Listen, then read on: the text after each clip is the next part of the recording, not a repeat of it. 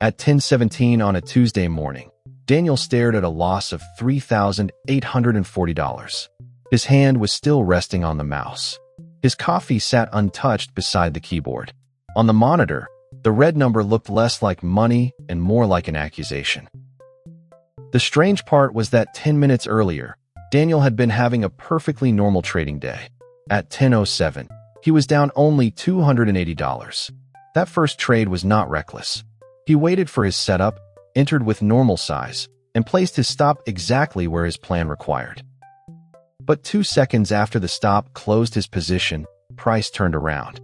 It moved in the direction Daniel had predicted. Without him, he felt heat rise into his face. His shoulders moved closer to the screen. A sentence appeared in his mind. I was right. Then came a second sentence. I just need to get back in. Daniel clicked. The second trade was larger. Not dramatically larger, just enough to recover the first loss if price made the move Daniel expected. That detail mattered. Daniel did not feel reckless. He felt efficient. When the trade moved against him, he widened the stop. Only slightly. He told himself the original stop had been too tight anyway. The second loss brought the day to minus $900. Now Daniel was no longer trying to trade well. He was trying to make the morning feel as if it had never happened. He entered again. This time there was no complete setup. Only a candle that looked close enough and a mind desperate for permission. He doubled the size. For a few seconds, the position went green. Relief rushed through him. Daniel did not take the small profit because a small profit could not repair the morning. Then the market reversed.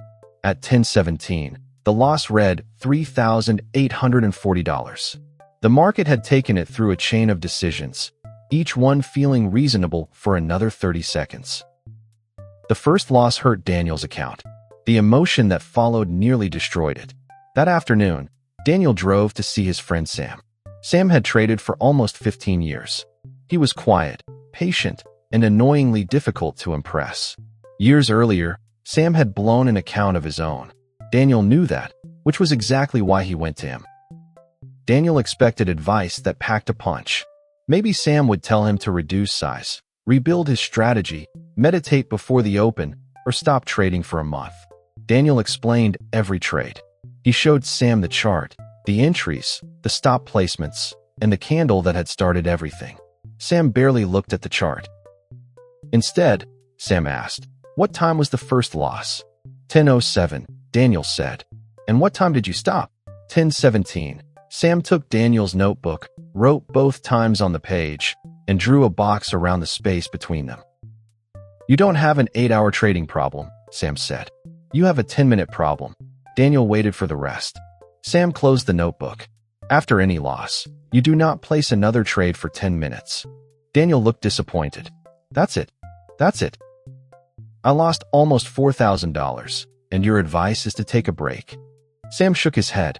"Not a break. A rule. For 10 minutes, no new order, no changing size, and no staring at the chart to prove that you were right. Stand up. Leave the desk. Let the feeling exist without giving it access to your account." Daniel wanted something more sophisticated. Sam gave him something Daniel could still understand while angry. Most trading advice is designed for the calm version of you. The version sitting with a notebook on Sunday evening, promising to be disciplined next week. But accounts are not usually destroyed by calm traders on Sunday evening. They are destroyed by emotional traders on Tuesday morning. After a loss, the mind wants immediate relief. It wants to erase the red number, repair confidence, and prove that the trade idea was correct. That is why the next opportunity can feel unusually obvious. Emotional urgency often feels like clarity from the inside. The 10-minute rule does not magically remove anger. It does something more practical. It separates the feeling from the button. Anger can survive 10 minutes. An impulsive order cannot. The following Monday, Daniel took another loss. $310.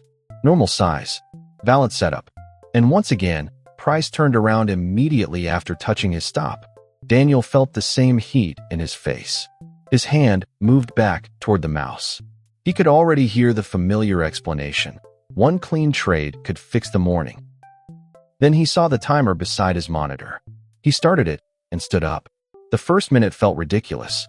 Daniel paced across the room, certain that he was watching money escape. By minute 3, he had constructed 5 convincing reasons why this situation should be an exception. By minute 6, his breathing had slowed. At minute 10, it no longer felt like an emergency. Daniel returned to the desk and looked at the chart. For the first time, he could see the difference between wanting a trade and seeing a trade. He did not enter. Nothing dramatic happened. There was no winning screenshot. Nobody congratulated him. He simply finished the day down $310 instead of turning it into another disaster. That invisible decision was one of the best trades Daniel never placed. For 2 weeks, the rule worked. Then Daniel took a frustrating loss late on a Friday morning. He started the timer, watched price move without him, and canceled it with 3 minutes remaining. The next trade lost too. When Daniel told Sam, he expected another lecture. Sam asked one question. Could emotional Daniel cancel the rule that calm Daniel created? Yes. Sam nodded. Then it was never a rule. It was a suggestion. That was the part Daniel had missed. Willpower is strongest when we need it least and weakest when we need it most.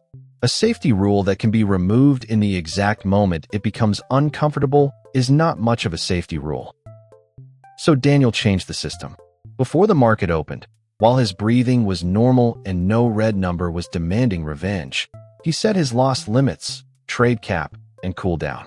Once trading began, the emotional version of Daniel could not quietly negotiate them away. That is the principle behind GuardMyTrade. You decide the boundaries while you are calm. GuardMyTrade monitors the session and enforces those boundaries when emotion begins rewriting the plan. It does not make losses painless. It prevents the pain from gaining access to position size, leverage, and one more trade. Daniel did not become emotionless. He still felt angry when a good setup failed. He still felt regret when price reversed after his stop. He still had mornings when the market made him feel foolish. But those feelings stopped controlling the mouse. His trading improved because one ordinary loss was allowed to remain one ordinary loss. That is how many accounts survive, not through one brilliant trade, but through the disaster that never happens. Before your next session, create one rule. After any loss, no new trade for 10 minutes. And if emotional, you will override it. Put the boundary in place before the market opens. Your first loss belongs to the market. The next 10 minutes belong to you. Protect them.